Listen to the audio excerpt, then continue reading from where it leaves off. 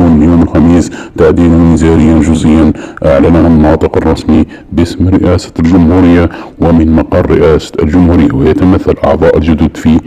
أيمن بن عبد الرحمن وزيرا أول، أحمد عطاف وزيرا للخارجية والجالية الوطنية بالخارج، إبراهيم مراد وزيرا للداخلية والجماعات المحلية والتهيئة العمرانية، عبد الرشيد طبي وزيرا للعدل حافظا للأختام، والعزيز فايد وزيرا للمالية، محمد عرقاب وزيرا للطاقة والمناجم، والعيد ربيقة وزيرا للمجاهدين وذوي الحقوق، يوسف بن مهدي وزيرا للشؤون الدينية والأوقاف، عبد الحكيم بالعبد وزيرا للتربية الوطنية، وكمال بداري وزيرا للتعليم العالي والبحث العلمي. أما ياسين مرابي وزيرا للتكوين والتعليم المهنيين، صورية ملوقي وزيرة الثقافة والفنون، عبد الرحمن حماد وزيرا للشباب والرياضة، مريم بن ملود وزيرة للرقمنة والإحصائيات، وكريم بيبي تريكي وزيرا للبريد والمواصلات السلكية واللاسلكية.